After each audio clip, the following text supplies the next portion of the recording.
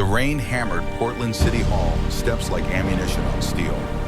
December rain, the kind that soaked through leather and chilled to the bone. The kind that made sensible men seek shelter. Damon Sutherland wasn't going anywhere. 6 police officers formed a semicircle around him, hands resting on holstered weapons. Red and blue lights carved through the darkness, painting everything in shades of violence and consequence. Behind Damon, pressed against his back, a woman trembled. Not from cold, from fear that had lived in her bones for months. Lieutenant Morrison stepped forward, rain streaming off his campaign hat. 20 years on the force showed in the weariness of his voice and the reluctance in his movements. "Sutherland, step away from the woman, now." Damon didn't move, his hands remained visible, palms out, empty. The leather vest bearing the Hells Angels patches hung heavy on his shoulders, soaked through. Water dripped from his silver-streaked beard.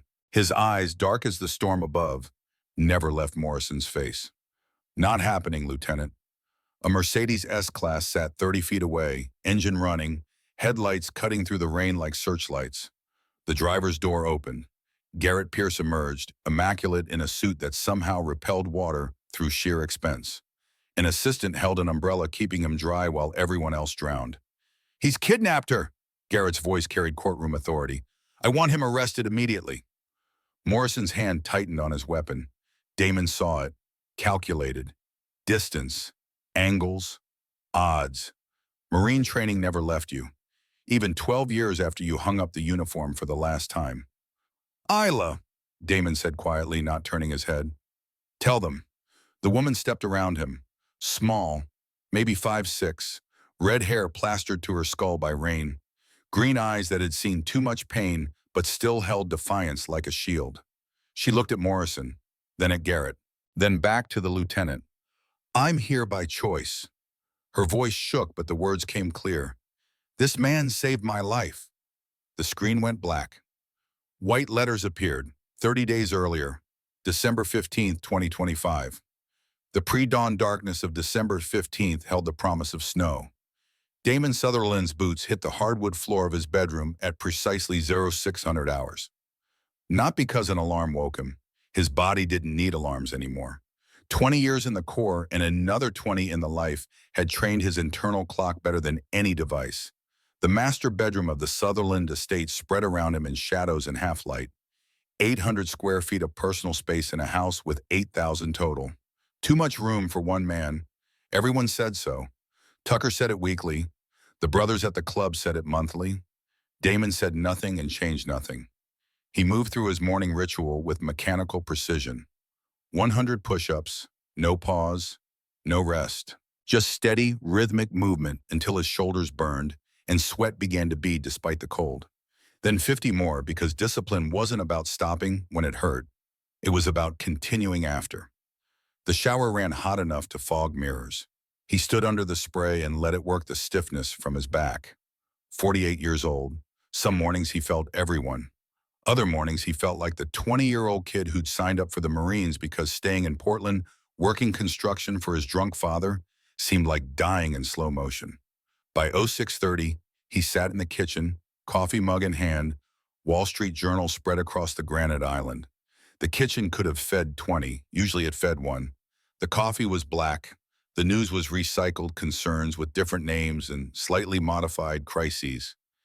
His phone buzzed. Text from Wrench. "Garage 3, stock issue, need your eyes." Damon typed back, "Video call, 10 minutes." He owned 5 Sutherland auto locations across the Portland metro area. Started with one garage 23 years ago, built with money saved from Marine paychecks and dawn shifts at a competitor's shop. Now they employed 73 people. Generated revenue that would make his father's drunken predictions of failure seem even more pathetic than they'd been when Damon was 18. The video call took 7 minutes. The stock issue was simple. Wrench already knew the answer. He just wanted confirmation.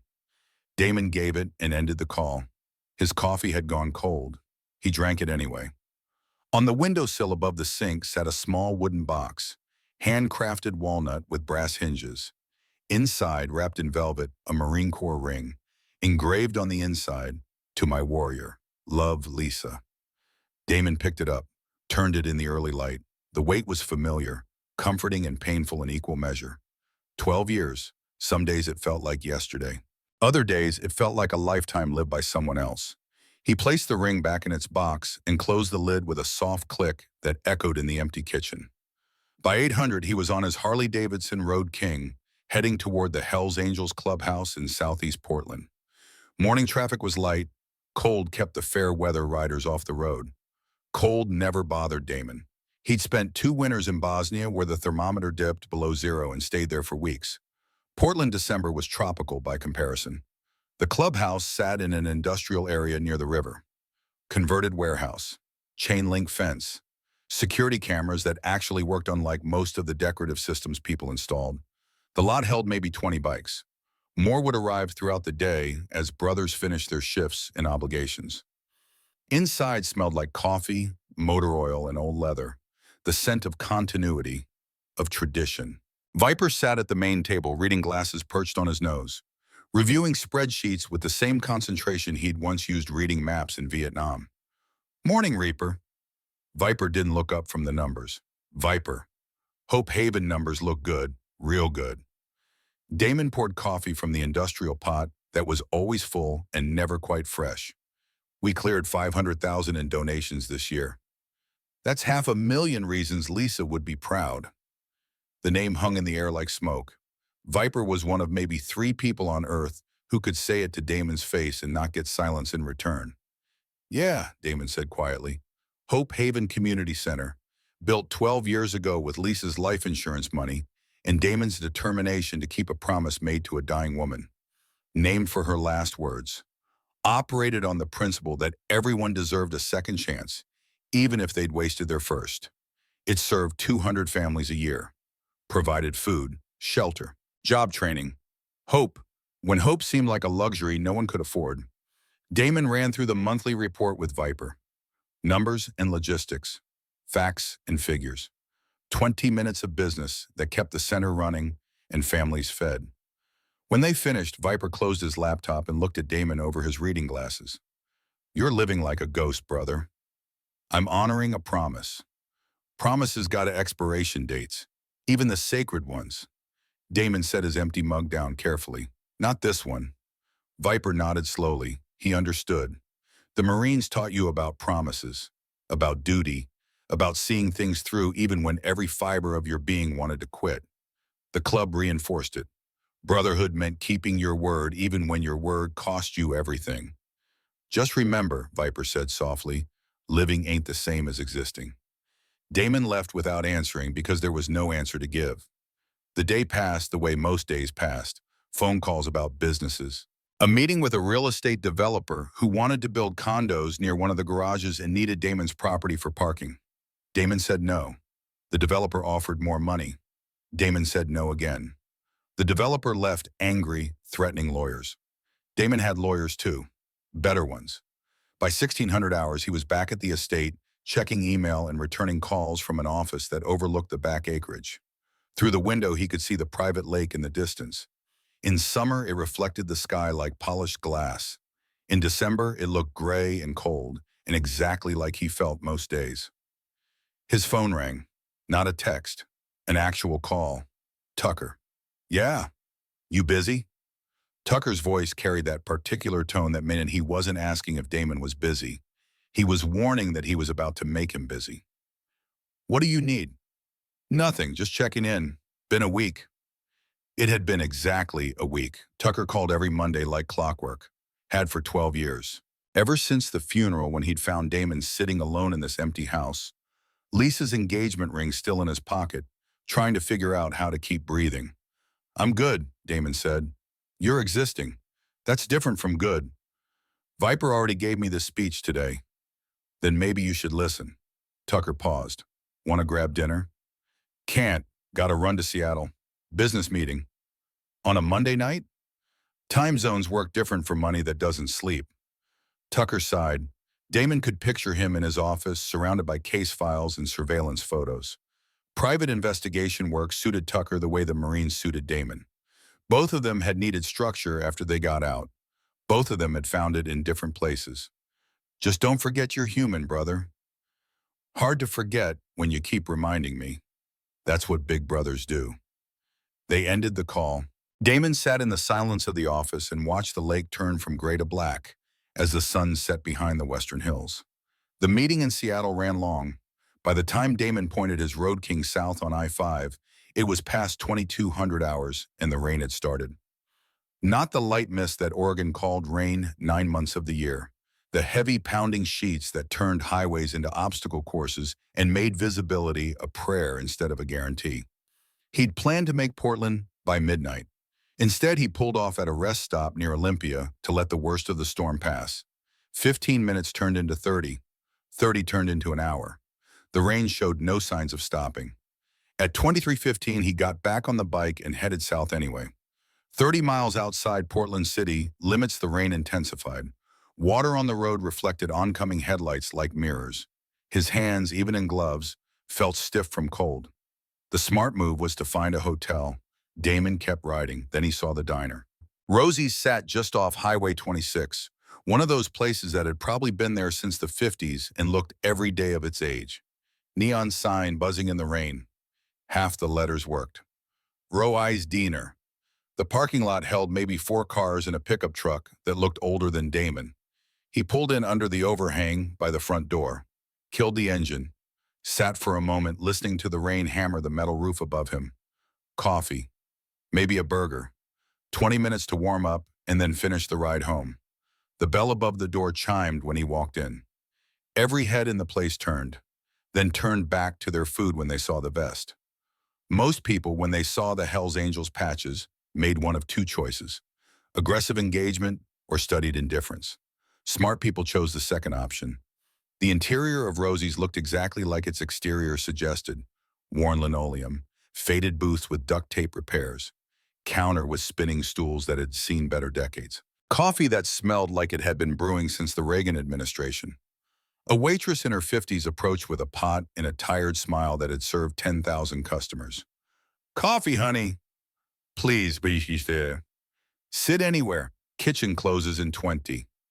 Damon headed for a booth in the back. Marine habits. Never sit with your back to the door. Always know your exits. Always position yourself where you can see threats before they see you. That's when he noticed her. Corner booth, far side of the diner.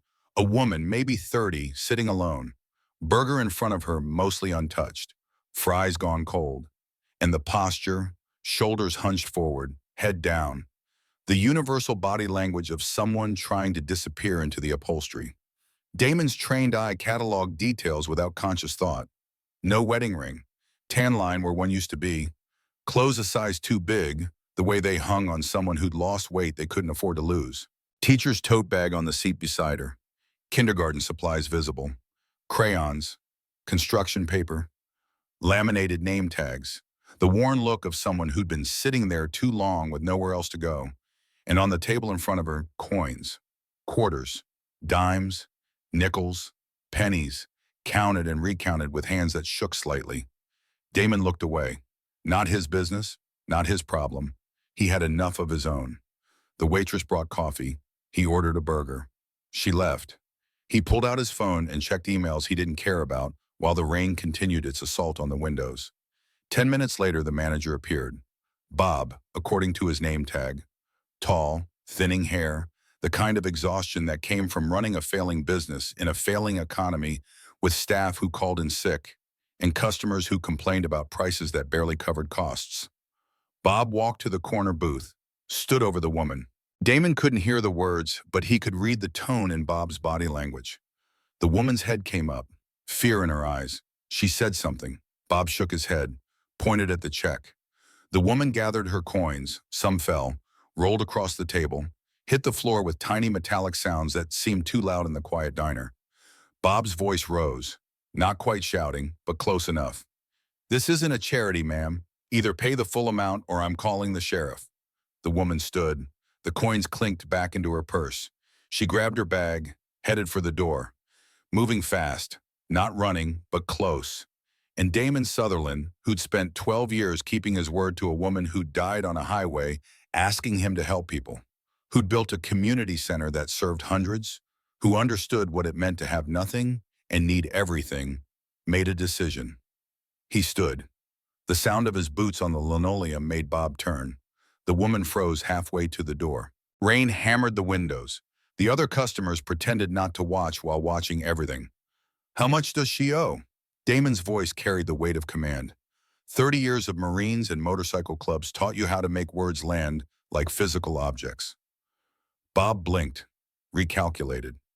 28.75. Damon pulled his wallet, laid 3 20s on the counter. That covers hers and mine. Keep the change. Bob looked at the money, at Damon, at the woman by the door. Then he took the bills and walked back toward the register without another word. Damon turned to the woman. She stood frozen, one hand on the door handle, eyes wide. Fear and confusion fighting for dominance on her face. He kept his distance, kept his hands visible, spoke quiet. You're coming with me. Her voice came out barely above a whisper. I can't. You can't stay here. Damon gestured at the storm beyond the windows. And you can't walk in that. I have a guest room. Safe, separate, your choice. But standing in this doorway debating it won't change the weather. She looked at him, really looked, at the leather vest with its patches that marked him as something society taught people to fear, at the beard and the tattoos and the size of him. 6'3", 230, a man built for violence even if he hadn't used it in years. Then she looked at the rain, at the cold darkness beyond the diner's windows, at the nothing she had waiting for her out there. Okay, she whispered. The ride through the rain felt like something out of a fever dream. Isla Brennan, kindergarten teacher, recently divorced, current owner of exactly $2.35, sat on the back of a Hells Angels motorcycle while a December storm tried to drown them both. She'd wrapped her arms around his waist because he'd told her to hold on tight, and she was too terrified to do anything else. The leather of his vest was slick with rain under her fingers. The engine vibrated through her entire body. Water hit her face like tiny fists. But his back blocked the worst of the wind. His bulk created a pocket of relative calm. And somehow, against all logic and reason and common sense screaming in her head, she felt safer than she had in months. The ride lasted 20 minutes. Could have been 2. Could have been 200. Time lost meaning somewhere between the highway and the private drive marked by a sign that read, Sutherland Estate, private property. The driveway wound through tall oaks for what felt like forever. Then the trees opened up and Isla saw lights. A house. No, not a house. A mansion. 2-story colonial. White columns, wraparound porch. Gardens even in December showing the kind of care that required professional maintenance. The kind of place that belonged in magazines about wealth and success. The kind of place that sure as hell didn't belong to a biker who'd picked up a stranger at a dying diner. Damon killed the engine under a covered parking area. The sudden silence felt overwhelming. Isla's hands, stiff from gripping his vest, wouldn't open immediately. He waited, patient, until she managed to let go and climb off the bike on shaking legs.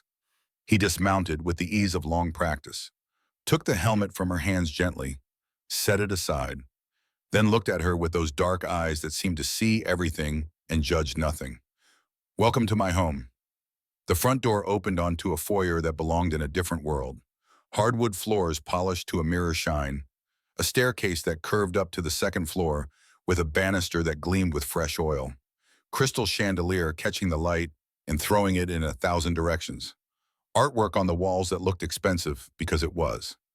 Isla stood dripping on the floor and tried to reconcile the mansion with the man. Failed, tried again, failed harder. This is yours? The words came out before she could stop them. Built it 10 years ago.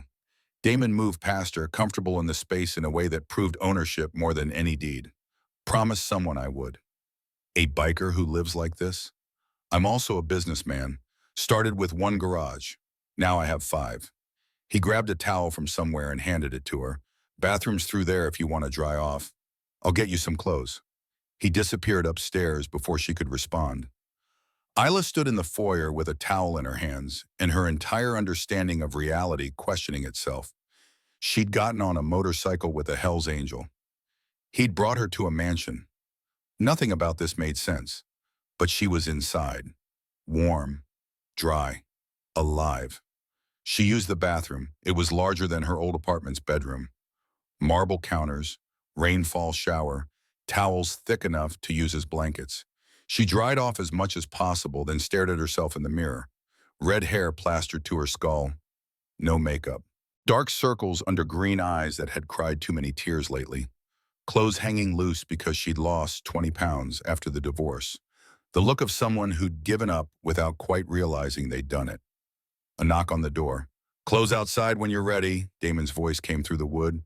"Guest room's upstairs. Second door on the right." She waited until she heard his footsteps retreat, then opened the door, found a neat stack, sweatpants, t-shirt, thick box files. All new, tags still attached.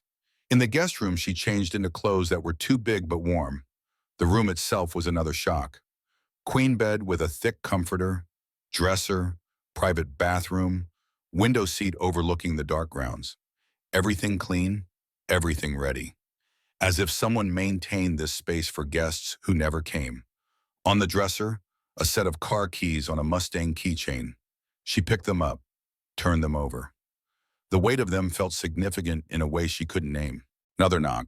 She opened the door. Damon stood there, changed into dry clothes himself. Jeans, black t-shirt. The tattoo sleeves on both arms were fully visible now. Intricate work, military symbols mixed with motorcycle club imagery. And on his left forearm, in elegant script, "Lisa, forever and always." "Those are for the Mustang in the garage." He nodded at the keys. 67. "Restored it myself. You're free to leave any time. Middle of the night, dawn, whenever, your choice." Isla stared at the keys, at him. "You're giving me keys to a classic car?" "I'm giving you freedom. The car's just the vehicle." "Why?" The question hung between them. Damon's expression didn't change, but something in his eyes shifted. Some old pain surfacing before being pushed back down into whatever deep place he kept it. "Because someone should have helped you before it got this bad. And because I made a promise a long time ago to help people who needed it. You need it. You don't know anything about me. I know you were counting change to pay for a burger. I know you're running from something. I know you're scared." His voice stayed gentle, matter of fact, not judging. "And I know what it's like to have nowhere to go. So yeah, I know enough." He turned to leave, stopped, looked back. "Lock works from the inside. Kitchen's downstairs if you're hungry. Coffee maker's automatic. There's food in the fridge. Help yourself to anything. I'm down the hall, last door. Knock if you need something." Then he was gone. Isla stood in the doorway of the guest room, keys to a 67 Mustang in her hand, wearing a stranger's clothes in a mansion that belonged to a Hell's Angel, and for the first time in months felt something other than despair. She felt confused, terrified, overwhelmed, but not alone. She closed the door, locked it, climbed into bed without turning off the light, and fell asleep to the sound of rain on the windows, while somewhere in this impossible house, a man named Damon Sutherland kept a promise to a woman who'd been dead for 12 years. Morning came with weak winter sunlight filtering through curtains Isla didn't remember closing. She woke slowly, confused about where she was, then remembered in a rush that made her sit up fast. The clock on the nightstand read 9:47 a.m. She'd slept 10 hours. When was the last time she'd slept 10 hours? For the diagnosis, before Garrett's face had gone cold, before everything fell apart. The smell of coffee drifted up from downstairs. She found her clothes from yesterday folded on a chair. Dry, still wrinkled but wearable. She dressed quickly and stood at the guest room door listening. Silence. No movement. Maybe he'd left. The house felt even larger in daylight. She made her way downstairs, following the coffee smell to a kitchen that could have serviced a restaurant. Commercial-grade appliances. Island workspace that could seat 6. Windows overlooking gardens that even in December showed careful maintenance. Damon stood at the stove, his back to her. Cooking. The smell of bacon and pancakes filled the air. He'd showered, hair still damp, jeans and a thermal shirt. The Hells Angels vest hung on a hook by the door like a uniform after shift.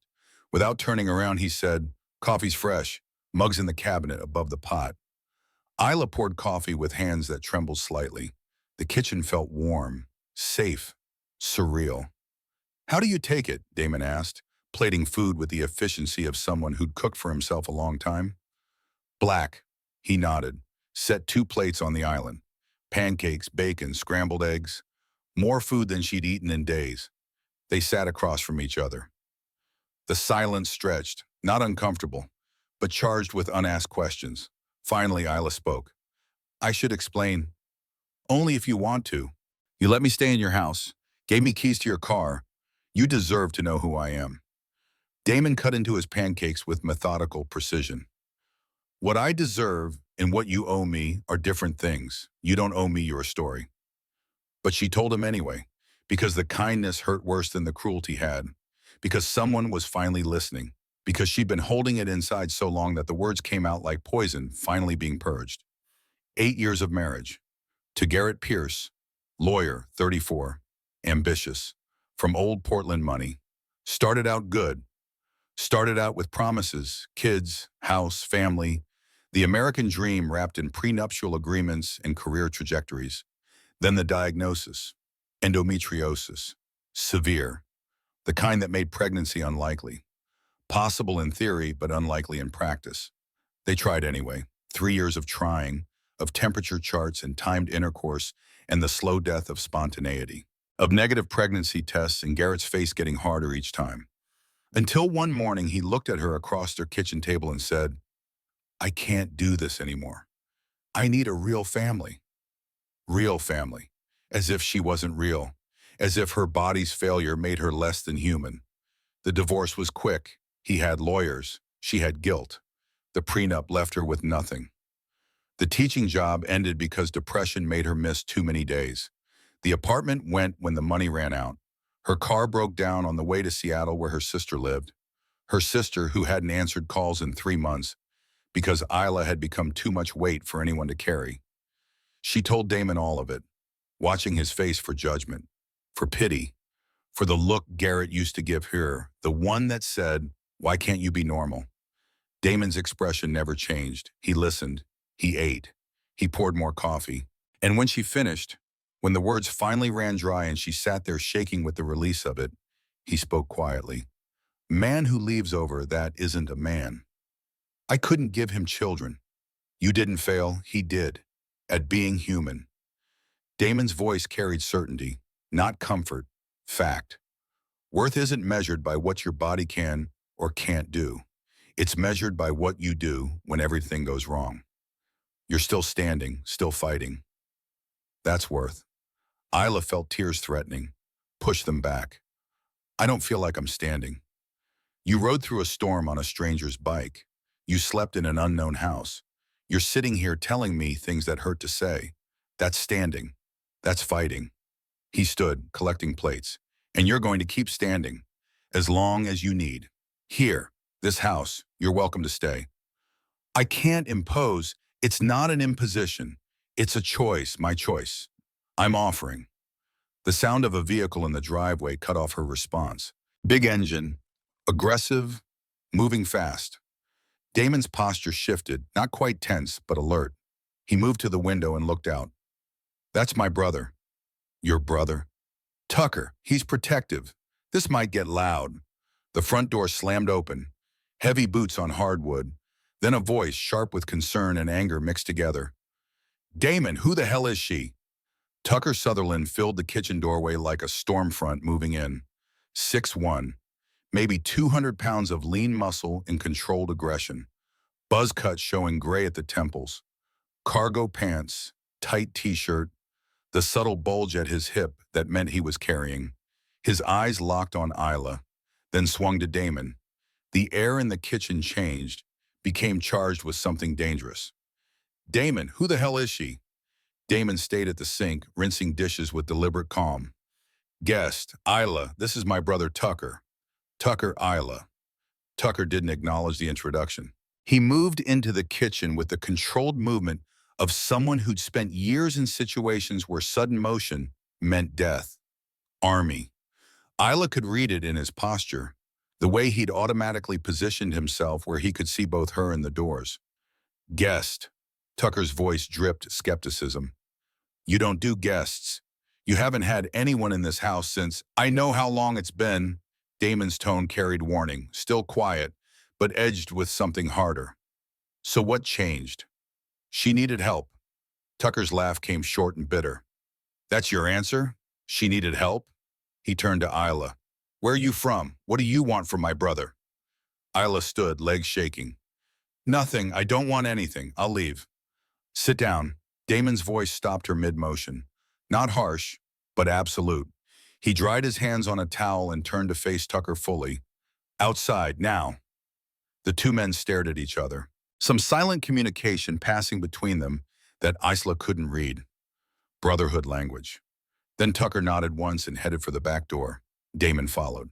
Through the kitchen window, Isla could see them on the deck, Tucker's hands moving as he talked. Animated, angry, Damon standing still, arms crossed, letting his brother vent the way you let pressure bleed from a system before it exploded. She couldn't hear the words, but she could read the body language. Tucker was scared, not of her, for Damon, the way he kept gesturing back toward the house, the way his voice rose and fell in waves of frustration and concern. And Damon, stone-faced, taking it, until Tucker said something that made Damon's jaw tighten. His hands dropped to his sides, fists clenched. The argument lasted 5 minutes. Felt like 5 hours. Finally, Tucker threw up his hands and walked back inside, past Isla without looking at her, straight to Damon, who'd followed him in. I'm running a background check. Tucker's voice had gone flat. Professional. The investigator, not the brother. Full workup. If I find anything, then you find it. Damon met his brother's eyes. But while you're looking, you treat her with respect. She's under my protection. That means something. Tucker's jaw worked. Then he nodded. Looked at Isla for the first time since the interrogation started. Really looked. Some of the anger left his face, replaced by something that might have been guilt. Ma'am? He nodded once, crisp, military. Then to Damon, I'll call you. He left the way he'd come, fast, purposeful. The house felt quieter after he was gone, but not peaceful. The echo of tension lingered like smoke after fire. Isla remained standing, hands gripping the back of the chair. I should go. I'm causing problems between you. Tucker's protective. We lost our parents young. Car accident when I was 19, he was 23. Drunk driver hit them head on. Damon returned to the sink. Started washing the dishes Tucker had interrupted. He thinks it's his job to save me from everything, including caring about people again. Again? Damon didn't answer immediately. His hands moved through the soapy water with mechanical efficiency. Washing, rinsing, setting dishes in the drainer.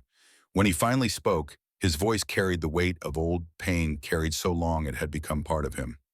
Woman I was engaged to, Lisa, 12 years ago. She was driving to meet me. Drunk driver hit her car head on. Highway 26. She died at the scene. He paused, stared out the window at nothing. After that, I locked myself away. Built this house. Grew the businesses. Helped people at Hope Haven. But I kept everyone at arm's length. Tucker thinks I'm doing it again, taking in strays to avoid dealing with the fact that I'm still alone. Are you? Maybe. He dried his hands, turned to face her. But you still needed help. And I still made a promise to someone who's gone that I'd help people who needed it. So Tucker can run his background check. And you can stay as long as you need. Isla found she was crying with realizing when it started. Silent tears that came from somewhere deeper than sadness. From the place where gratitude and grief mixed together until you couldn't separate them. Thank you, she whispered. Damon nodded, said nothing, gave her the gift of silence to collect herself. Her phone buzzed in her pocket. She pulled it out, stared at the screen, felt her blood go cold. You okay? Damon's voice sharpened, reading her reaction like reconnaissance. It's Garrett, my ex. He's never called since the divorce. The phone stopped buzzing, started again immediately. Isla let it go to voicemail, stood there shaking while the device felt like it might burn through her palm. When it finally stopped, she played the message on speaker. Garrett's voice filled the kitchen, smooth, confident. The voice that had once promised forever and then delivered divorce papers. Isla, it's Garrett. I know you're probably surprised to hear from me. I've been doing a lot of thinking. About us. About what I said. Amanda left me. Turns out she was more interested in the prenup money than the marriage. Ironic, right? He laughed, short, bitter, without humor. Anyway, I made a mistake. A terrible mistake. We could try again. Adoption, surrogacy. There are options. Call me back. Please, we can work this out. The message ended. Silence crashed back into the kitchen like a physical force. Isla's hands trembled so badly she nearly dropped the phone. Her breathing came short and sharp. The kitchen started to spin. She grabbed the counter for support and felt her knees beginning to buckle.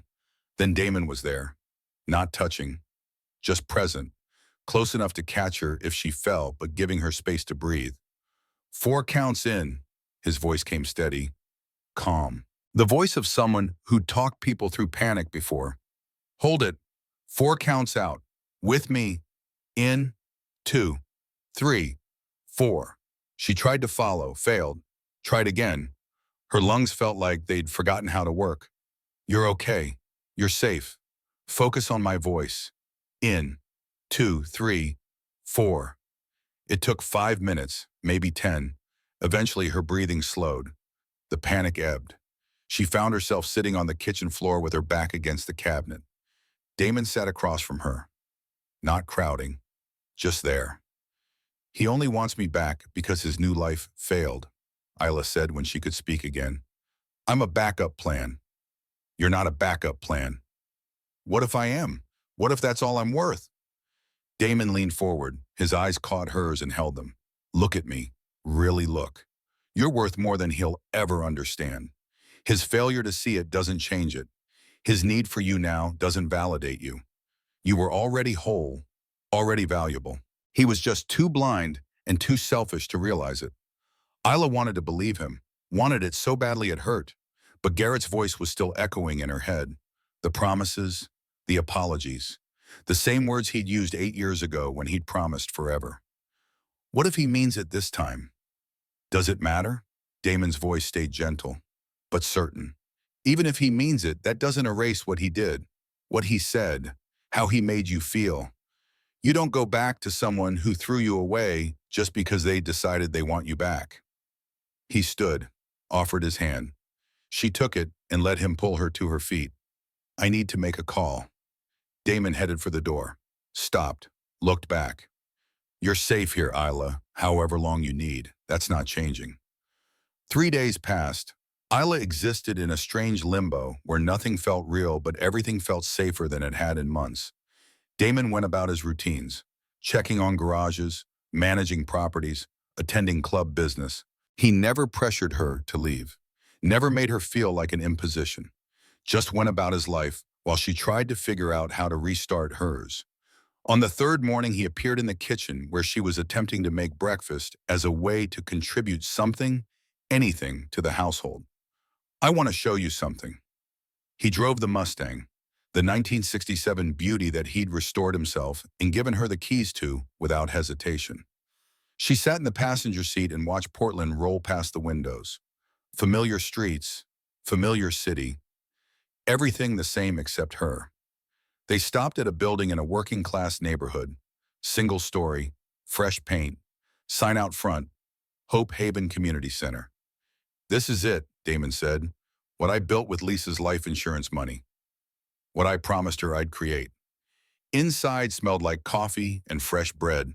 The main room held maybe 40 people, families, single parents, elderly folks, veterans, all ages, all situations, all sharing the common denominator of needing help and finding it here.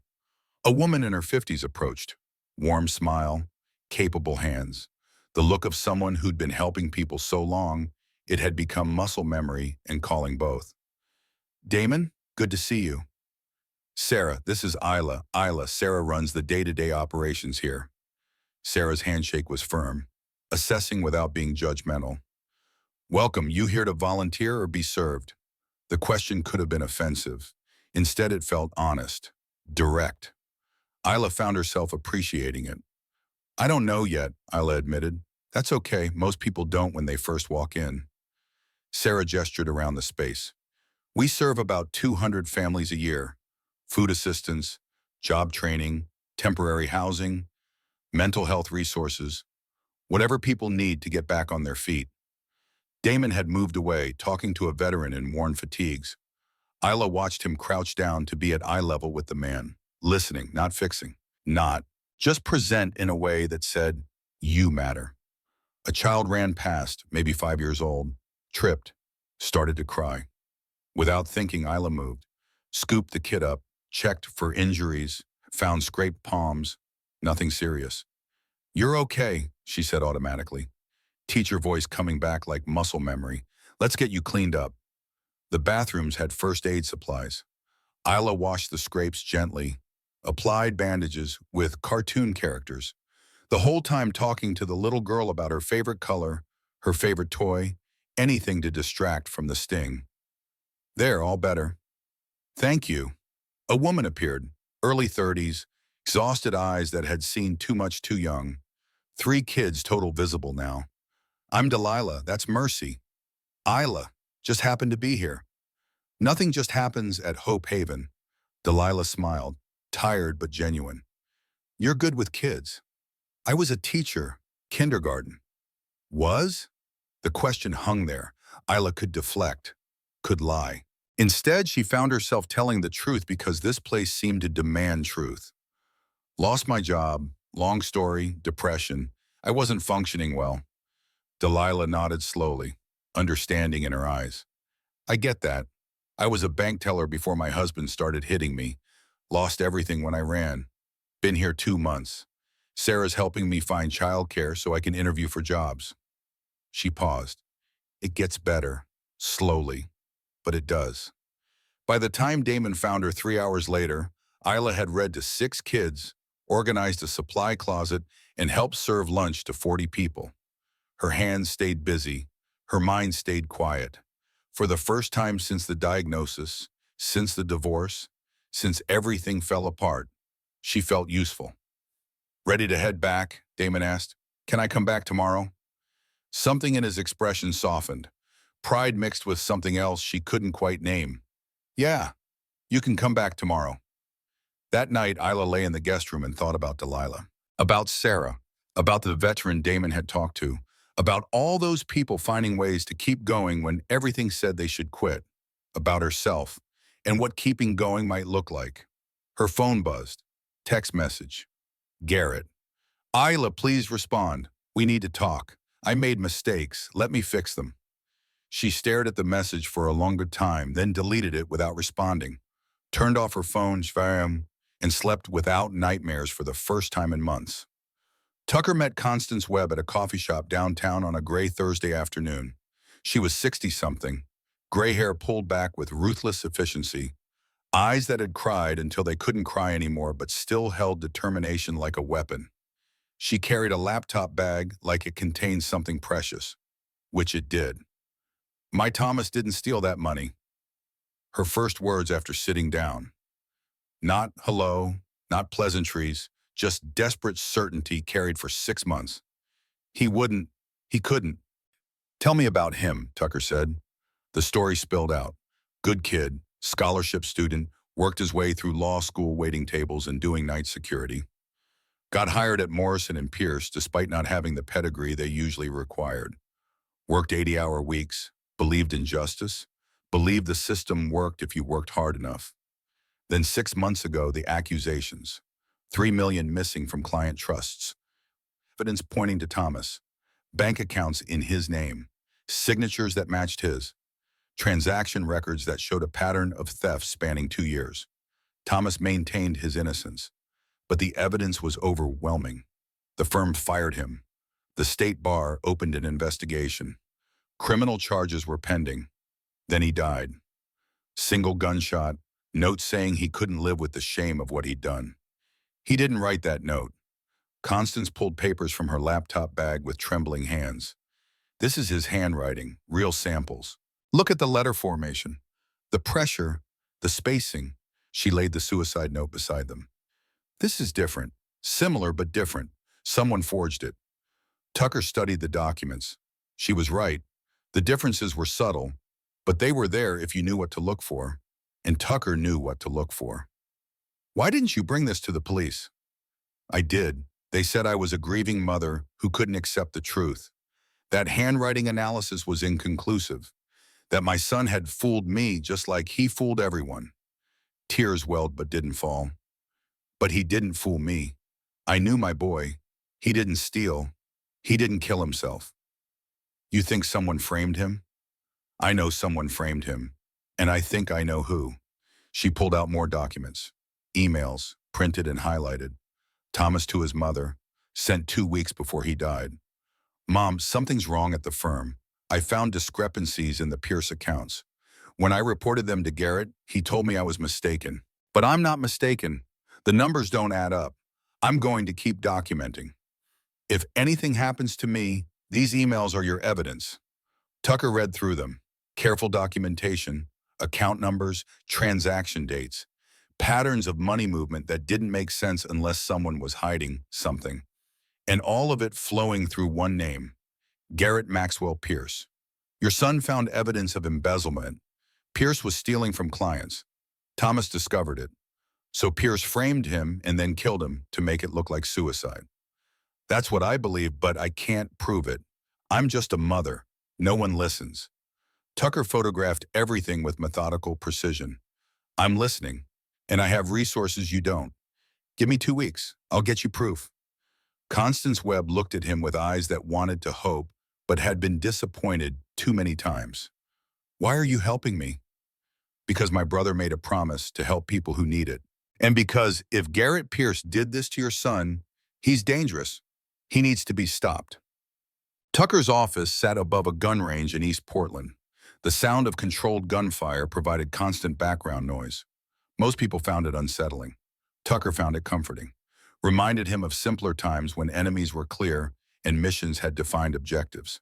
He sat at his desk, surrounded by 3 monitors, running searches that would make most civilians uncomfortable with how much information you could buy if you knew where to look.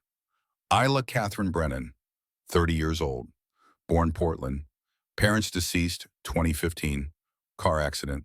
One sister, Emma, currently living in Seattle, estranged for reasons the records didn't explain. Education records clean, teaching credentials current, 7 years at Bridgeview Elementary. Excellent performance reviews until 18 months ago. Then a decline, missed days, complaints about engagement, finally resigned rather than face termination. Marriage certificate to Garrett Maxwell Pierce, dated 8 years prior. Divorce finalized 4 months ago. Prenuptial agreement heavily favored Garrett. Isla left with essentially nothing. Medical records were harder to access, but Tucker had contacts who had contacts. He found the diagnosis: endometriosis, severe, fertility unlikely. The timeline matched the decline in her teaching performance and the disintegration of her marriage. The woman was exactly what she appeared to be, someone who'd gotten beaten down by life until she had nothing left. Tucker picked up his phone, dialed Damon. Yeah, she's clean. Everything checks out. I know. Then why did you let me run the check? Damon was quiet for a moment. Because you needed to, and because trust is earned, not given. Even when your gut says someone's okay, you verify it. You taught me that.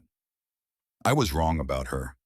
You were protecting me. That's not wrong, just misplaced this time.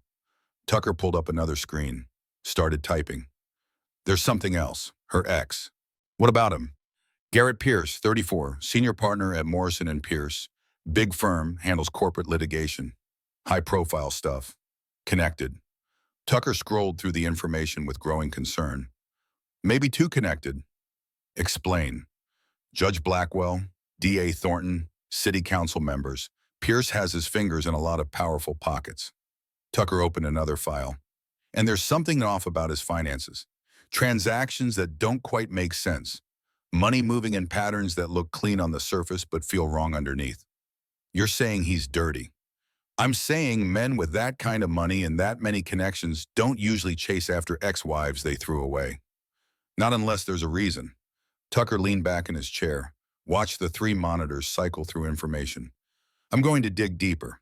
But Damon, if this guy is what I think he might be, him coming back for Isla could be about more than regret. Keep digging. And keep me posted. The call ended. Tucker stared at Garrett Pierce's professional photo on the screen. Yale Law, Portland, old money. The kind of pedigree that bought forgiveness for sins that would sink normal people. Then he opened another file. Thomas Webb, junior associate at Morrison and Pierce, found dead 6 months ago in his apartment, ruled a suicide. But Tucker had learned long ago that ruled and true were often different things. He picked up his phone, made a call to a number most people didn't have. Agent Warren. It's Tucker Sutherland. I've got something you might want to see about Garrett Pierce. The lawyer, what about him? I think he killed one of his associates, made it look like suicide, and I can prove it. Isla had been at the estate for a week when Damon suggested she join a support group. Thursday nights at Hope Haven, facilitated by a psychologist named Dr. Natalie Cross, focused on infertility and the emotional aftermath that nobody talked about until they had to. Isla's first instinct was refusal. She'd spent months avoiding her pain. Why volunteer to swim in it? But Damon's expression held something she recognized. The look of someone who'd been there, who'd sat in circles and told strangers things that hurt to say out loud, who'd survived it and came out stronger. Help me, he said quietly. After Lisa, PTSD group for veterans, thought I could handle it alone. Turns out talking about it was the only thing that made the nightmare stop. So Thursday at 7 p.m., Isla found herself in Hope Haven's basement. 12 chairs in a circle, 10 people already seated. Dr. Cross at 12 o'clock. Warm presence, the kind of person you instinctively trusted with your worst secrets. Welcome, everyone. For those who don't know me, I'm Natalie. This is a safe space. Whatever's said here stays here. No judgment, no fixing, just witnessing each other's truth. They went around the circle, sharing names, sharing stories that hurt to tell but hurt worse to keep inside. Harrison, 42, whose wife left after 5 failed IVFs and took half his retirement. Celeste, 35, hysterectomy at 28 due to cancer that saved her life but cost her dreams. Marcus, 55, and his partner, who'd wanted children but biology said no, and adoption agencies said worse. Then it was Isla's turn. I'm Isla Afane. I'm 30. I can't have children. The words came out flat. Facts, not feelings. My husband left me because of it. Ex-husband? Someone said gently. Ex-husband. Right. Isla took a breath. He said I wasn't a complete woman, that he needed a real family, and part of me believed him. Still believes him. Dr. Cross leaned forward slightly. Not pressing, just opening space. What part? The part that measures my worth by what my body can do. The part that thinks if I can't create life, I'm not fully alive. The part that feels broken every time I see pregnant women or children or families that look complete in ways I'll never be. Silence. Not uncomfortable. Witnessing. Holding space for pain. I was a kindergarten teacher. Isla's voice cracked. I loved those kids, but every day I went to work knowing I'd never have my own, that I'd spend my life raising other people's children while mine stayed imaginary. And when the depression hit, when I couldn't pretend anymore that I was okay, I lost that too. Lost the only thing that made me feel like maybe I mattered anyway. She cried then, not pretty crying, the ugly kind that came from somewhere deep and raw. The kind you couldn't control or stop until it ran out on its own. Dr. Cross handed her tissues, waited. The group waited. No one tried to fix it or make it better or say it would be okay. They just sat with her in her pain. When Isla could breathe again, the psychologist spoke. Your worth isn't in your womb, it's in your humanity, your capacity to love, to nurture, to show up even when showing up is the hardest thing you can do. She gestured around the circle. Everyone here knows what it's like to have society tell them they're less than. To have people who claim to love them walk away. But we're still here, still standing. That's not failure, that's courage. After the session, Isla stood outside Hope Haven. The December night bit at exposed skin.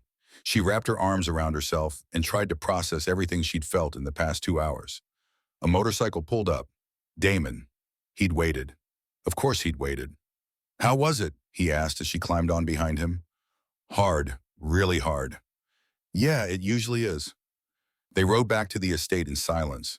But when they got there, instead of going inside, Damon led her around the house, down a path she hadn't noticed before, through trees that opened up to a lake, private, peaceful. The moon reflected on still water like a second sky.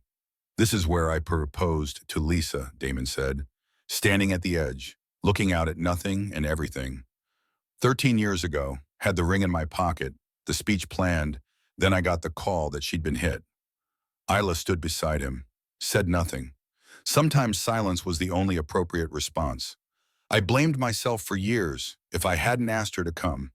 If I'd gone to her instead, if I'd taken a different road. If. He picked up a stone, skipped it across the water. 3 bounces before it sank. Tucker finally got through to me, said I was carrying guilt that didn't belong to me. That drunk driver made his choice. Lisa made hers. I made mine. We don't get to control outcomes, just intentions. Do you believe that? Most days. Some days it's harder. He turned to look at her, really look. Not at her, but into her. But what I do believe is that we don't honor the people we've lost by refusing to live.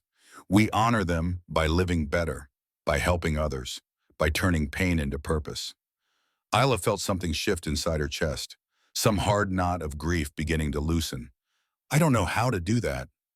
Neither did I, still figuring it out 12 years later. But I think it starts with showing up. You showed up at Hope Haven. You showed up at group tonight. That's the beginning. They stood by the lake until the cold became too much, walked back to the house in comfortable silence. At the base of the stairs, Damon paused. I'm proud of you. Tonight took guts. Isla found herself smiling. First real smile in months. Thank you for pushing me, for waiting, for all of it. That's what we do. We show up for each other. In her room later, Isla lay in bed and thought about Dr. Cross's words, about Harrison and Celeste and Marcus, about Damon and his lake and his lost fiancée and his 12 years of keeping promises, about all the ways people found to keep going when everything said they should quit. Her phone screen lit up. Another text from Garrett. Isla, this silence is childish. We need to discuss our future. Call me. She blocked his number, turned off her phone, and slept without nightmares for the first time in months. On a Tuesday morning, 2 weeks after Isla had arrived, Garrett Pierce showed up at the estate gate. Isla was in the kitchen making coffee when the intercom buzzed. Damon answered it from his office. His voice came through the speaker system. Garrett Pierce here to see Isla Brennan. Isla's hands froze mid-pour. Her heart kicked into overdrive. Damon appeared in the kitchen doorway, phone in hand, face carefully neutral. What do you want me to do in file? He asked. I don't want to see him. Then you don't have to. But Garrett's voice came through the intercom speaker, loud enough to carry, designed to carry. Isla, I know you're there. Come out. Let's talk like adults. This is embarrassing for both of us. Damon started to respond, but Isla held up her hand. Something in her chest was hardening, crystallizing. Months of being told she was less than. Months of carrying shame that didn't belong to her. Months of letting Garrett's voice in her head define her worth. I'll talk to him, she said. You don't have to. I know, but I want to. They walked to the gate together. Garrett stood beside his Mercedes S-Class, immaculate suit, perfect hair, the picture of success and confidence and everything Isla used to think she wanted. Behind him, a man Isla didn't recognize. Expensive suit. The stance of someone used to watching and reporting. Private investigator, probably. Garrett's face lit up when he saw her, then darkened when Damon appeared beside her. Isla. Garrett's voice dripped with forced pleasantness. You look, well, what do you want, Garrett?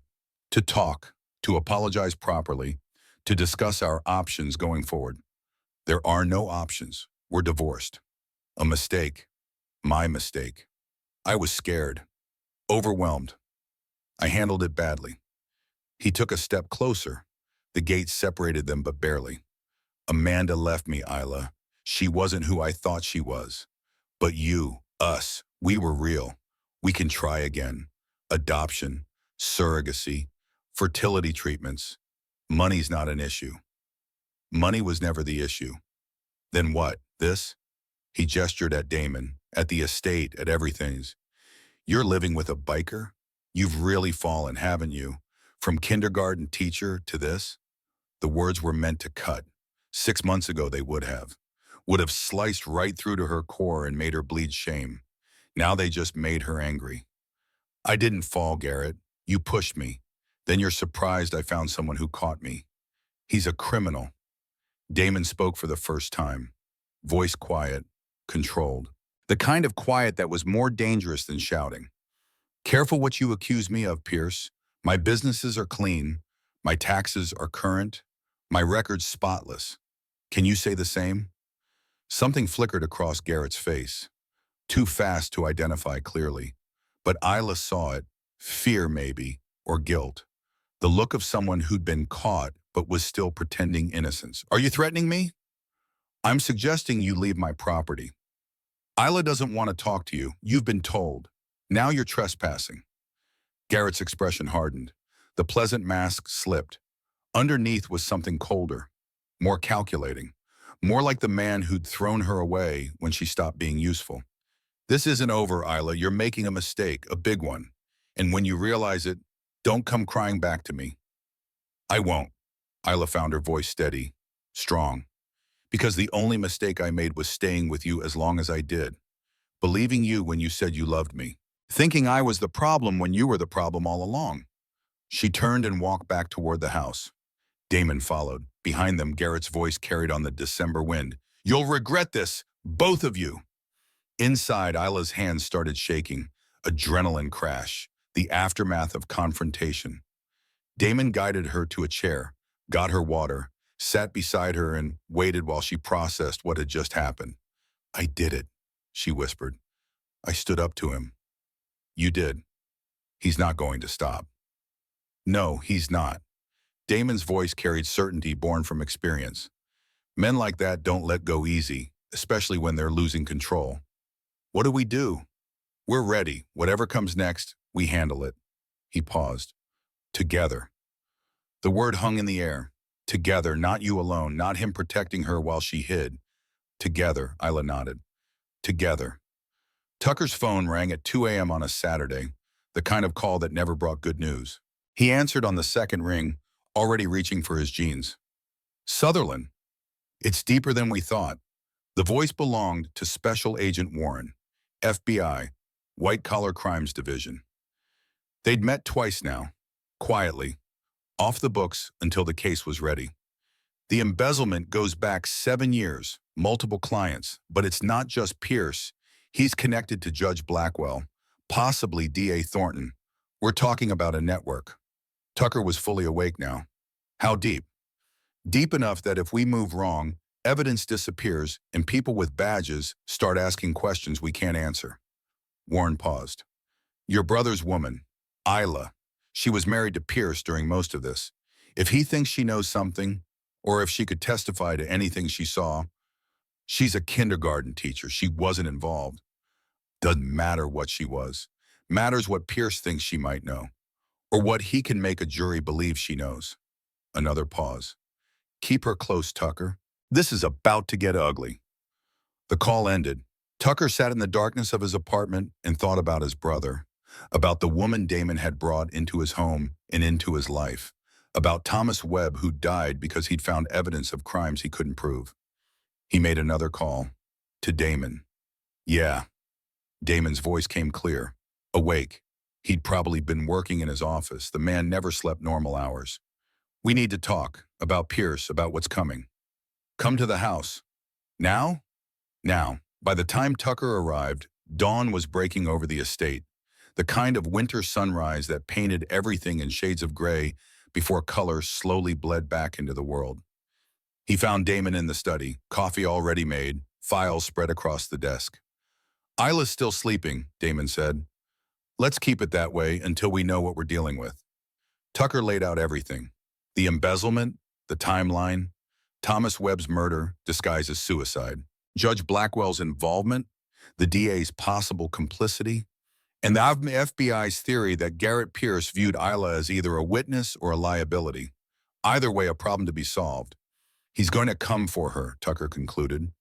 Not physically, He's too smart for that, but legally, publicly, he'll try to discredit her, make her look unstable, unreliable. So if she ever does testify, no jury will believe her. Damon listened without interrupting. His face remained neutral, but Tucker knew his brother. Knew the stillness meant calculations running, strategies forming. The tactical mind that had kept Marines alive in Bosnia and Iraq now focused on a different kind of battlefield. What does the FBI need? Damon asked. Time, evidence. They're building a case, but it takes months, maybe years. Tucker leaned forward. In the meantime, Pierce is going to attack.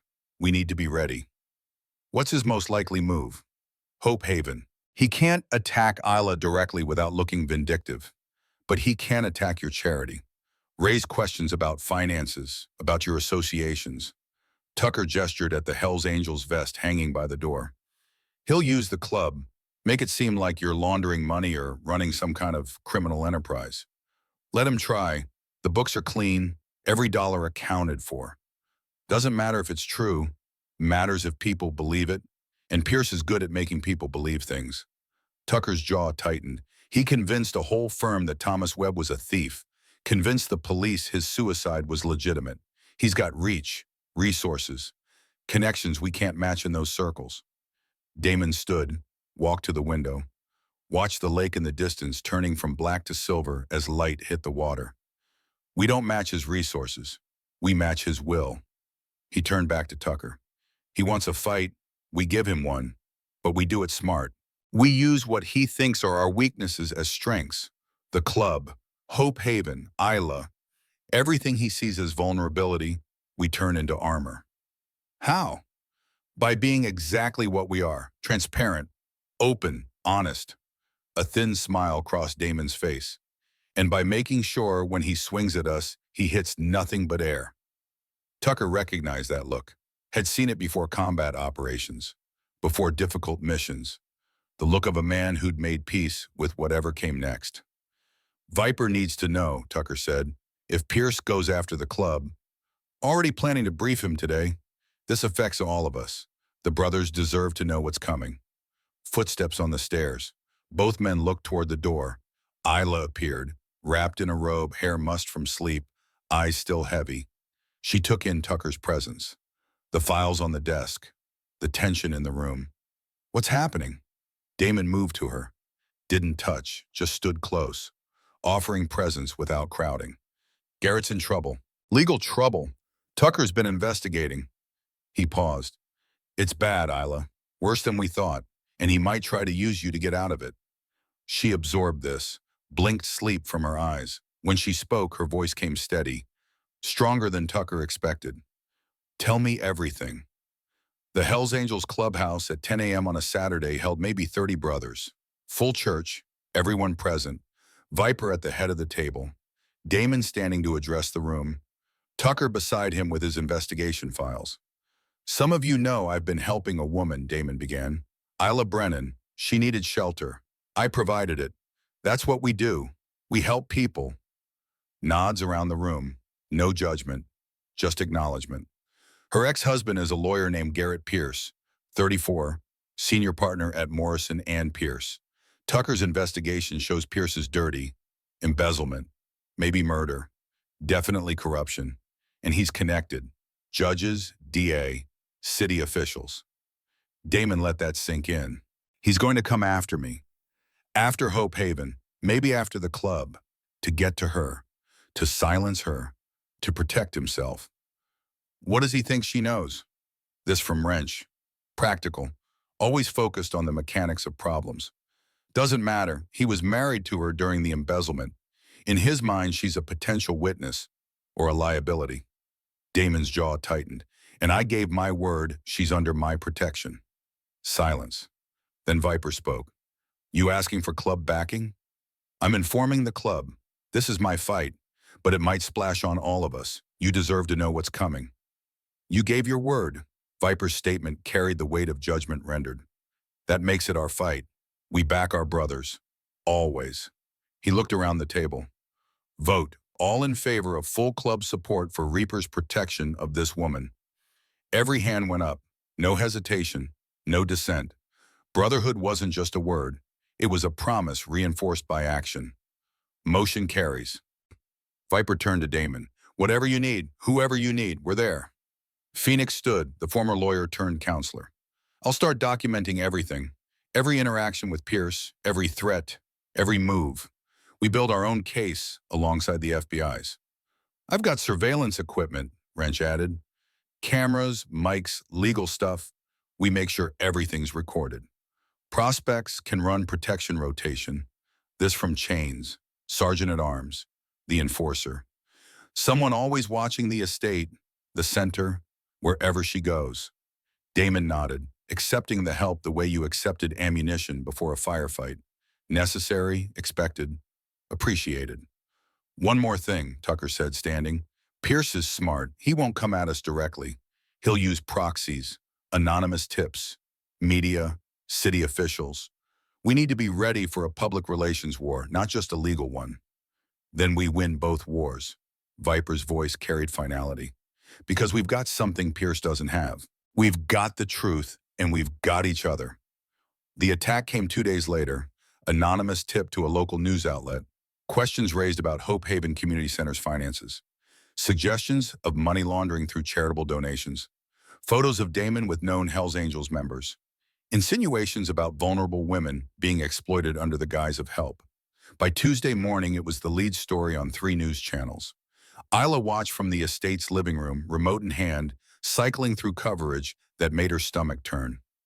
Every report showed the same photos, the same questions, the same barely concealed suggestion that something sinister was happening behind Hope Haven's charitable facade.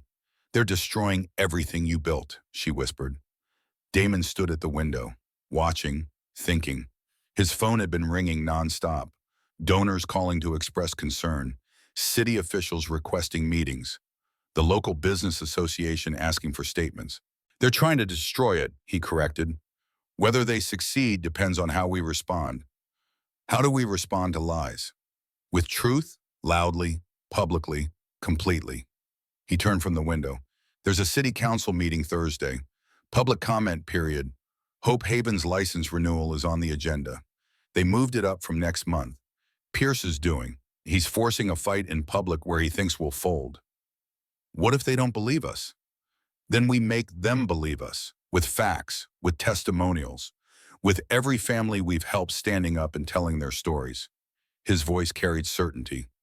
Pierce thinks the club is our weakness, our criminal connection. He's wrong. The club is our strength. Brotherhood, loyalty, keeping our word.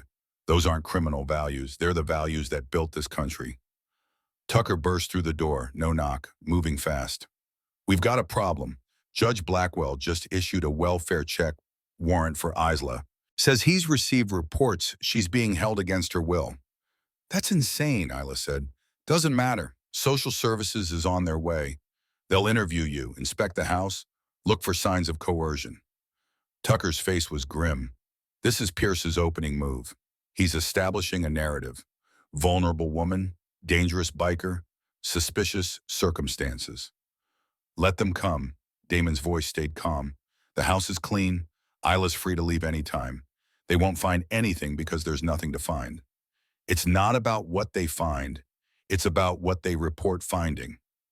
Tucker pulled out his phone, started recording. We document everything, every question, every inspection, every word. Nothing happens off record. The social worker arrived 20 minutes later. Stella Montgomery, 50-something, professional.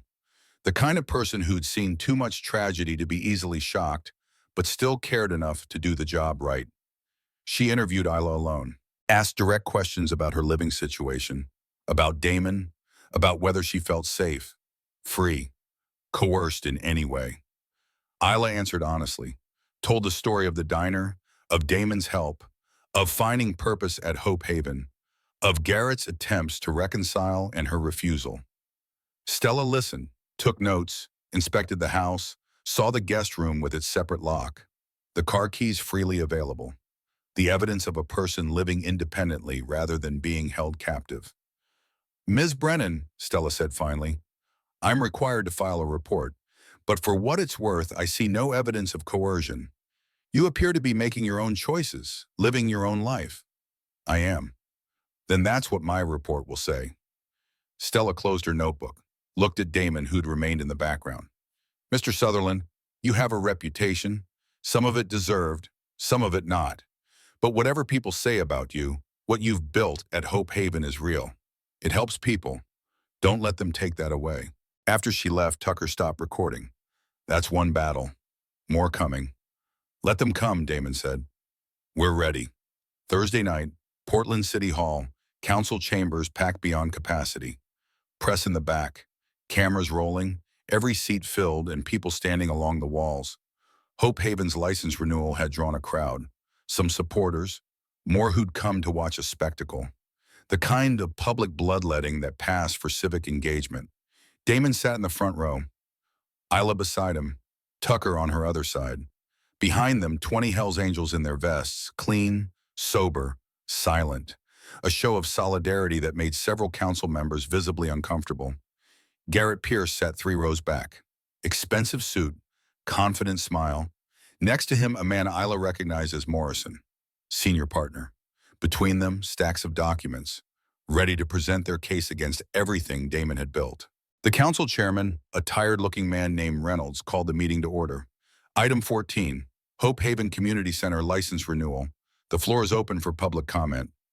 Morrison stood first, presented the case against renewal with the smooth efficiency of a man who'd done this 1,000 times. Questions about financial oversight, about the facility's management, about documented concerns regarding the people running the center and their connections to organized crime. This isn't about whether Hope Haven does good work, Morrison concluded.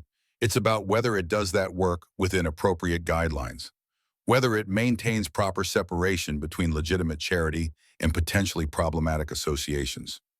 Then it was Damon's turn. He stood, walked to the podium, looked out at the crowd, at the cameras, at the council members who'd known him for years through his businesses, but were seeing him now through the lens of suspicion. My name is Damon Sutherland. I built Hope Haven 12 years ago with my fiance's life insurance money. She died in a car accident. Last words she said to me were, "Help people like us." I've been keeping that promise ever since. He pulled out a folder, set it on the podium with deliberate care. These are our financial records. Every dollar received, every dollar spent.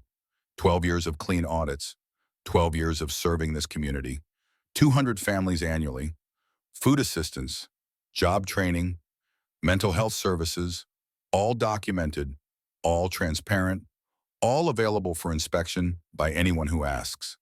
He looked directly at Morrison, at Pierce. Some people have raised questions about my associations, about the Hells Angels, about whether a motorcycle club member can run a legitimate charity. He paused. I'm not going to apologize for Brotherhood, for loyalty, for keeping my word to people who need help. Those aren't criminal values. Those are the values that matter. Movement in the crowd, Delilah stood, Marcus, other families who'd been helped by Hope Haven. One by one, they rose like witnesses in a trial. I'd like to speak, Delilah said. Reynolds nodded. The floor recognizes Ms. Monroe. Delilah walked to the front, nervous but determined, the kind of courage that comes from having nothing left to lose. Hope Haven saved my life. Literally, I was living in my car with 3 kids after leaving an abusive husband. No money, no hope, no options left. Her voice strengthened. Mr. Sutherland didn't judge me, didn't make me prove I deserved help. He just helped. Now I have an apartment, a job, my kids are in school, we're rebuilding. Her voice cracked. You shut down Hope Haven. You're telling people like me we don't deserve second chances. Marcus spoke next, then others. 15 testimonials, 15 stories of lives changed, of families helped, of hope restored when hope seemed impossible. When they finished, Reynolds called for council discussion. The debate lasted 20 minutes. Some members raised concerns, others defended the center. Finally, a vote, 7-2, license renewed. Relief washed through the crowd. Supporters cheered. The Angels remained silent, but Damon saw satisfaction in their faces. They'd stood together. They'd won this battle. But Garrett Pierce didn't look defeated. He looked calm, almost pleased, like a chess player who just sacrificed a pawn to position his queen. And Damon realized with cold certainty that this had never been the real fight, just the opening move in a longer game. The arrest warrant was executed at 6 a.m. on a Saturday morning. 15 officers, full tactical gear. As if Damon Sutherland, former Marine who'd never been arrested, who'd cooperated with law enforcement his entire adult life, posed some kind of flight risk or danger. Isla woke to the sound of boots on stairs, shouting. Damon's calm voice saying he was complying. Coming out, hands visible, she reached the hallway in time to see them cuffing him. Reading rights, felony intimidation of a witness, harassment, obstruction of justice, all related to Constance Webb, Thomas Webb's mother who Tucker had been talking to. I didn't threaten anyone, Damon said. Calm, controlled. The Marine discipline holding even now. Save it for your lawyer. The lead officer, a Lieutenant Damon knew from community outreach programs, looked genuinely apologetic. Sorry, Sutherland. Orders came from high up. They took him out in handcuffs. Press already gathering at the end of the driveway like vultures. Cameras catching every moment. The image they wanted. Criminal in custody. Justice served. Isla stood in the doorway, shaking. Tucker appeared beside her. Call Phoenix. Tell him to get the lawyer. And stay here. Don't talk to anyone. Don't go anywhere. You're safe as long as you're on the property. They arrested him for nothing. They arrested him because Pierce is desperate. Damon getting close to the truth means Pierce needs to neutralize him. Tucker's jaw set, but they made a mistake. You don't arrest a man who's been preparing for this. What do you mean? I mean, Damon knew this was coming. We all did, and we've been ready. The preliminary hearing was set for Monday, 48 hours away. Damon spent them in county jail. Refused bail because the judge, a colleague of Blackwell's, deemed him a flight risk despite zero evidence supporting that conclusion. Isla visited Sunday afternoon, sat across from him in the visiting room, a phone and glass between them. The indignity of it made her want to scream. This is my fault, she said into the phone. No, his voice came through clear, absolute.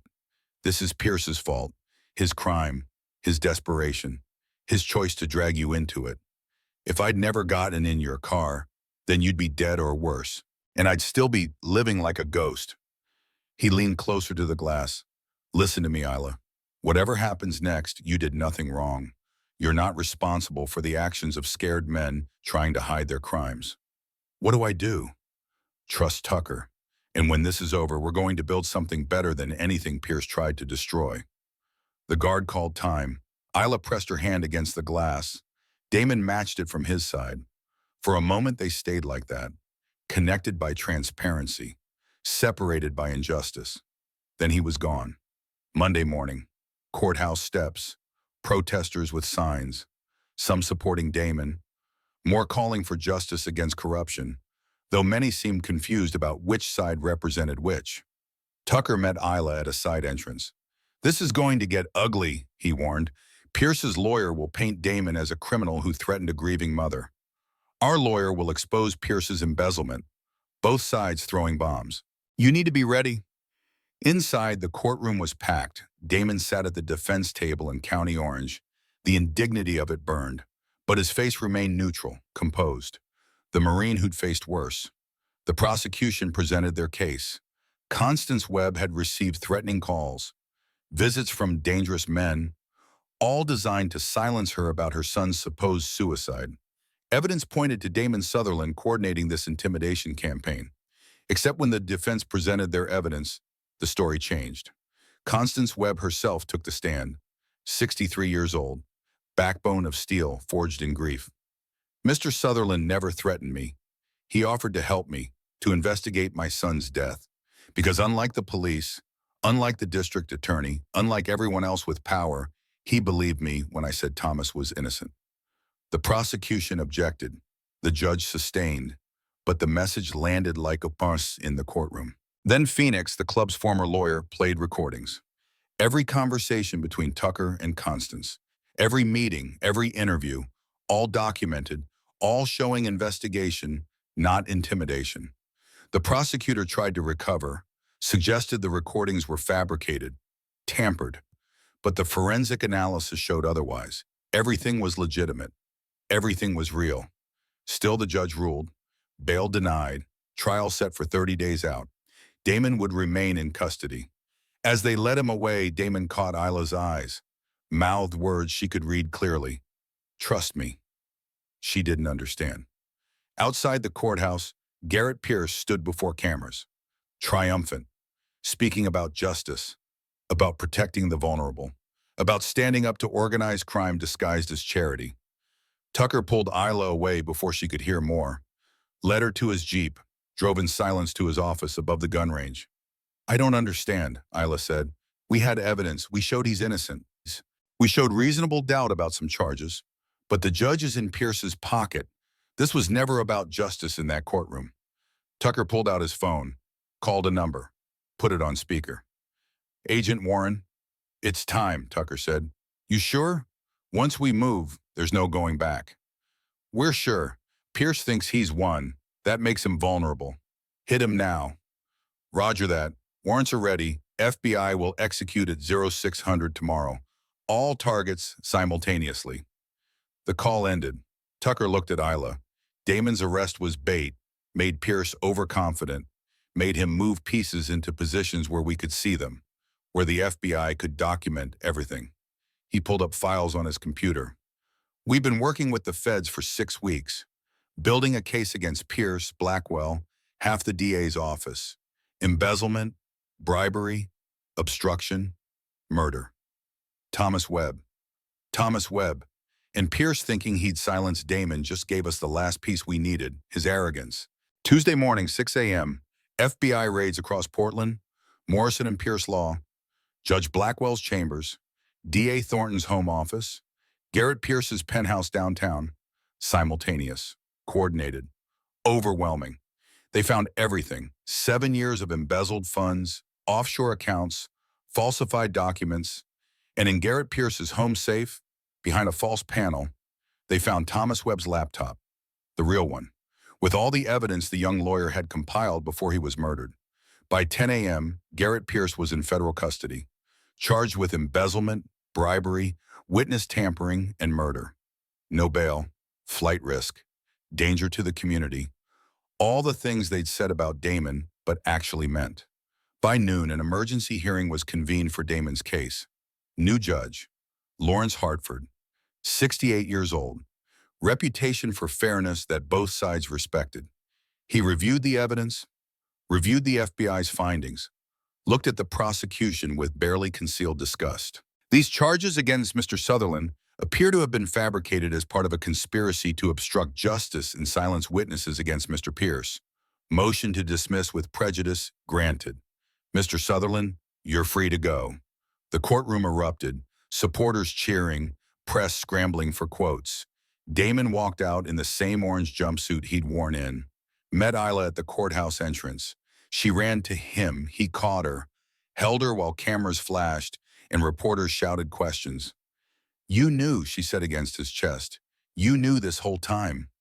Suspected, hoped, but yeah, we knew Pierce would overplay his hand if we gave him the chance. He pulled back, looked at her. Sometimes you have to lose a battle to win a war. Outside, 30 Hells Angels waited, bikes lined up, brothers ready to ride home. Viper approached, clasped Damon's hand with the grip that meant brotherhood. Good to have you back, Reaper. Good to be back. They rode through Portland.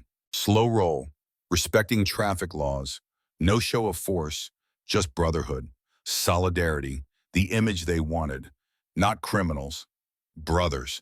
They stopped at Hope Haven, where the real work waited, where lives needed changing and promises needed keeping, where Damon had built something that mattered more than any courthouse victory. 2 days after Garrett's arrest, Tucker called Isla. Coffee? His voice carried something she hadn't heard before. Warmth, maybe. Acceptance earned through fire. They met at a quiet cafe in Northeast Portland. Tucker was already there, 2 cups waiting. Black for him, latte for her. He'd remembered from a conversation weeks ago. I owe you an apology, he said without preamble. A real one. You already apologized. When you ran the background check. That was for suspecting you. This is for being an ass about it. He smiled, rare for Tucker. You're good for him, Isla. Hell, you're good for all of us. Isla felt her throat tighten. Tucker's approval mattered more than she'd realized. This man who'd protected Damon for decades, who'd lost parents young, who'd built walls around his brother to keep him safe from the world and from himself. Thank you, she managed. That means everything. Tucker slid something across the table. A photo album, old, leather-bound, worn from years of careful storage. Damon and Lisa, their photos. I kept them after she died because he couldn't look at them without breaking. But I think he'd want you to know her, to understand what she meant, what you mean now. Isla opened the album with trembling hands. Lisa at 24, blonde, smiling, alive in ways photographs could barely capture. Damon beside younger, less weathered by loss. Happy in a way Isla was just beginning to see again in his eyes. She'd have liked you, Tucker said quietly. She'd have understood what you're doing for him, how you're helping him live again instead of just existing. I'm not replacing her. No, you're not. You're building something new, something that honors what was while creating what is. Tucker finished his coffee. Welcome to the family, sister. For real this time. They talked for another hour. About Damon, about the case, about the future that suddenly seemed possible again. When they parted, Isla felt something she hadn't expected. She'd gained not just a man she loved, but a brother who'd protect her as fiercely as he protected Damon. 3 weeks before the wedding, Viper called a special church meeting. Full attendance required.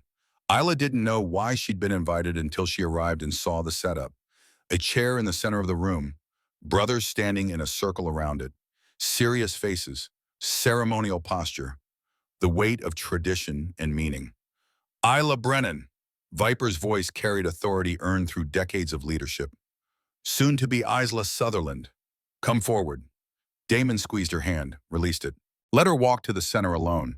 She sat in the chair, heart pounding, surrounded by 30 Hell's Angels in full vest. We don't do this often, Viper continued, bringing outsiders into our world, into our brotherhood. But you've proven yourself worthy. Wrench stepped forward, held a leather vest, smaller than the men's, but real, official, the kind you didn't get unless you earned it. When Reaper was arrested, you stood strong, Wrench said. Didn't run, didn't hide, didn't fold under pressure. Phoenix was next. When our brother faced false charges, you fought beside us, trusted our plan even when it looked hopeless, kept faith when faith was hard. One by one, brothers spoke, testified to her strength, her loyalty, her worthiness of the protection they offered. Finally, Viper held up the vest, patches already sewn with care and precision. This is yours, not a full member vest. You're not a rider, but your family, and we mark our family. He showed the patches. Property of Reaper, top rocker. Guardian Angel, center patch, hand design in Portland chapter bottom rocker. You guarded our brother's heart when he thought it was dead. You're his guardian angel. Now you're ours too. Damon helped her into the vest. It settled on her shoulders like armor, like acceptance, like home she'd never expected to find. The brothers didn't cheer, didn't make noise. They simply stepped forward, one by one, and clasped her hand. The grip that meant brotherhood. That meant, we've got your back. Always. When it was done, Viper raised his fist. To Isla, guardian angel, sister of the road. 30 fists raised in response, a promise made without words. That night, wearing her vest in the estate's kitchen, Isla caught her reflection in the window. Kindergarten teacher turned biker family. The woman who'd counted change at a diner now standing equal among men who'd terrified her 6 months ago. Looks good on you, Damon said from the doorway. Feels good on me. You earned it. We earned it. Together. 3 months after Damon's arrest and vindication, the lake returned to being a place of peace rather than memory. Isla stood at the water's edge, watching dawn paint the world in shades of gold and pink. March in Oregon meant possibility, the kind of spring that suggested winter hadn't won, that life continued and thrived despite everything. She heard Damon's boots on the path behind her, knew his footstep without looking. The way you learned the rhythms of people you lived with, loved, built futures with. Thought I'd find you here, he said. It's peaceful. I understand why you proposed to Lisa here. He stood beside her, close but not crowding. They'd developed their own language over the months, of presence in space, support in independence, partnership. Isla. Something in his tone made her turn. He was holding a box, small, velvet, the kind that held one thing only. 13 years ago, I came to this lake planning to propose, to build a future, to make promises I intended to keep forever. He opened the box. Simple platinum band, single emerald, her birthstone. Lisa's death taught me that forever is a risk, that promises can be broken by forces outside our control, but also that the risk is worth taking. He knelt, not because tradition demanded it, because the moment demanded it, because some promises deserve to be made from a position of humility. I don't know what forever looks like. Can't promise we'll get 60 years or 6, but I can promise that however many days I get, I'll spend them keeping my word to you, protecting you, standing beside you, building a life that matters. His eyes met hers. Isla Catherine Brennan, will you let me keep that promise? Will you marry me? She dropped to her knees, met him at eye level the way she should have the first time in the diner, equal, partners building something together. Yes, but I want to make a promise too. She took his hands. I promise to show you that love isn't just about protection. It's about partnership, about being strong enough to let each other be vulnerable, about building something together that's bigger than what either of us could build alone. They kissed while the sun came up, while the lake reflected their future back to them in ripples and light, while the world turned and life continued its forward momentum. The wedding was held at Hope Haven in mid-April when Portland finally remembered what warmth felt like. Isla wore ivory, simple, elegant, tea-length. Lisa's pearl earrings borrowed from Tucker, who'd kept them safe all these years. Something old, something borrowed. The rest didn't matter because she was surrounded by family chosen rather than given. Damon wore black, suit jacket over his Hells Angels vest, Marine Corps pin on his lapel. All the pieces of who he was represented without apology. Tucker walked Isla down the aisle between folding chairs set up in Hope Haven's garden. Marcus, the veteran who'd been homeless and was now housed and helping others, officiated, ordained online but genuine in spirit and intention. On Damon's side, 20 Hells Angels in dress vests, leather polished, patches proud, brothers standing witness to a promise being made. On Isla's side, Delilah and her kids, Sarah from Hope Haven, Emma who'd flown from Seattle to rebuild their relationship brick by brick, Stella Montgomery, the social worker who'd seen past appearances to truth, Dr. Natalie Cross from the support group, all the people who'd seen Isla at her lowest and helped her rise. Marcus spoke about second chances, about finding family where you least expected it, about promises that mattered more than contracts or biology or conventional wisdom. Then the vows. Damon went first. Isla, 6 months ago you walked into my life in a storm, literally and figuratively. I thought I was saving you from drowning. Turns out you saved me from something worse, from living like a ghost, from thinking that keeping promises to the dead meant giving up on promises to the living. He took her hands. I promise to protect you, but also to let you protect me, to stand beside you, not in front of you, to build a family with you in whatever form that takes. You're my second chance at life, my completion. I love you beyond measure and beyond words. Isla's turn, her voice steady despite tears. Damon, you found me when I'd given up, not just on love, on myself, on the idea that I had value beyond what my body could or couldn't do. Tears came, but her voice stayed strong. You showed me that worth is measured in what we give, not what we can produce. In how we show up for others, not in checking biological boxes society hands us.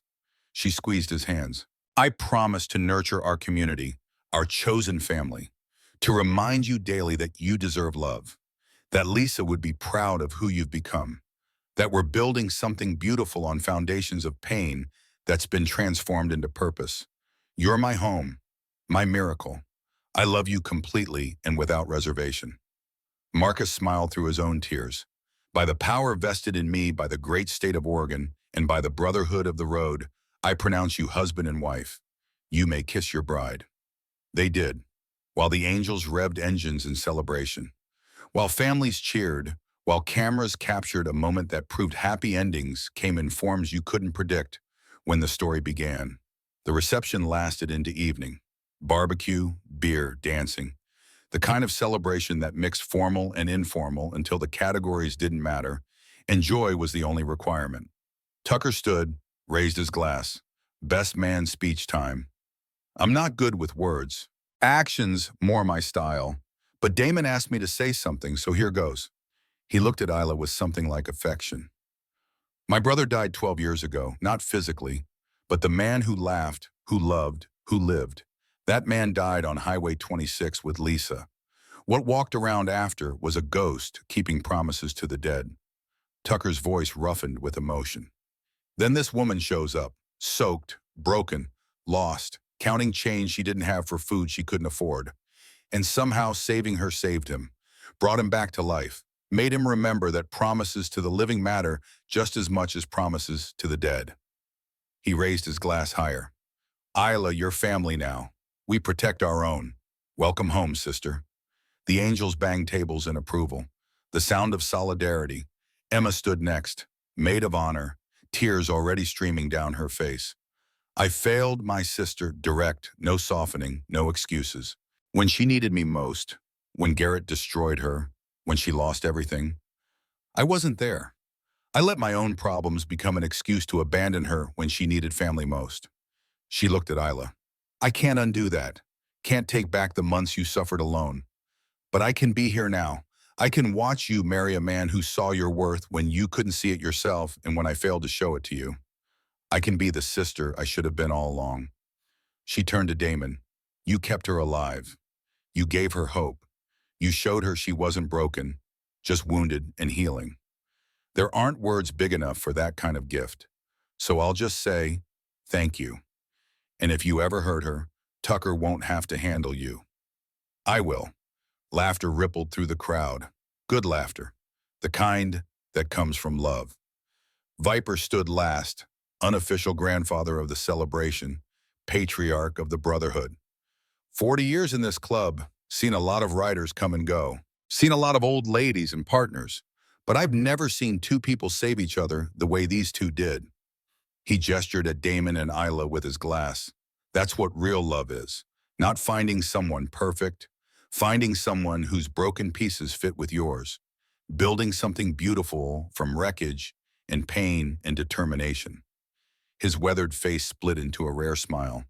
To Reaper and his guardian angel, may your road be long, your storms be few, and your promise be forever. Forever, the crowd roared as one voice. 6 weeks after the wedding, Stella Montgomery brought Sophie and Leo to the Sutherland estate. The kids climbed out of the social services van, carrying garbage bags with their belongings, everything they owned, everything they were, 7 and 5 years old respectively. Old enough to have been hurt, young enough to maybe still heal.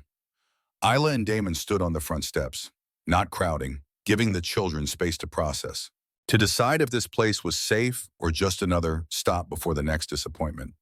Sophie held Leo's hand, protective, the way older siblings learned to be when adults proved unreliable. She looked at the mansion, at Damon's size, at Isla's welcoming expression with eyes that had learned to distrust kindness. Is this real? Sophie asked, 7 years old and already a skeptic. Stella knelt down. It's real, sweetheart. These are good people.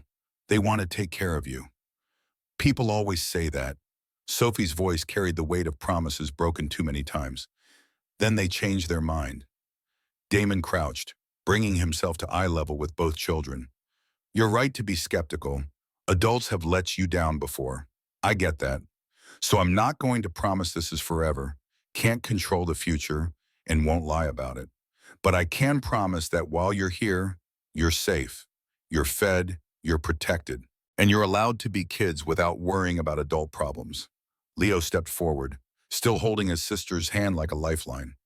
You're really big. Are you scary? Only to bad guys who hurt people. To you, I'm just a guy who makes terrible pancakes and knows too much about motorcycles. I like motorcycles, Leo whispered. hope creeping into his voice. Then we'll get along fine. They moved into the guest rooms, two of them, connected by a bathroom. Space to be in, space to be separate. Whatever they needed when they needed it. The first week was harder than either Damon or Isla admitted out loud to each other. Sophie tested boundaries constantly, spilled juice accidentally, woke up screaming from nightmares that left her shaking, asked every morning with heartbreaking consistency, "When are we leaving?" Leo was quieter, watched everything with eyes too old for his age, flinched at sudden movements. Hoarded food in his room until Isla found crackers hidden in his pillowcase and under his mattress. "Why are you keeping these?" she asked gently one afternoon, sitting on his bed. "In case there's no breakfast tomorrow." Matter of fact, practiced answer learned from hunger. "There will always be breakfast here, Leo. Always food. You don't have to hide it." That's what they said at the last place. His voice held no accusation, just fact. Isla's heart broke. "I know, adults have let you down, so I'm not asking you to believe me right now. I'm asking you to test me. Wake up tomorrow, check if there's breakfast. Do it every day for as long as you need. Eventually, you'll see I mean it." 3 weeks in, Sophie had her first real breakdown. Screaming, throwing things, years of fear and anger erupting like a volcano that had been building pressure. Damon let her rage, stayed close but didn't restrain, didn't try to stop the storm. When she exhausted herself, collapsed crying on the floor with nothing left, he sat beside her. Not touching, just present. "You're allowed to be angry," he said quietly. "Allowed to be scared. Allowed to not trust us. This house, me and Isla, we're not going anywhere, even when you're angry, even when you test us. We stay. That's what family means." "You're not my family," defiant even in tears. "Not yet, but we're working on it, one day at a time." It took 6 months before Sophie called them mom and dad, 9 months before Leo stopped hoarding food like a squirrel preparing for winter, a year before either child really believed this was permanent and safe and home. But they got there, one day at a time, one promise kept after another, until the days added up to a life built on trust earned slowly and carefully. 2 years later, December 2027, Rosie's diner looked exactly the same. Same flickering sign, same worn booths. Same sense of existing outside time while the world rushed past its windows. Isla and Damon walked in at 11 p.m. on a cold December night. Sophie and Leo were safe with Tucker for the evening. Annual tradition. Uncle duty. Giving the parents time alone together. They slid into the corner booth. The same one where Isla had sat counting change 2 years ago. Where everything had started, Bob approached.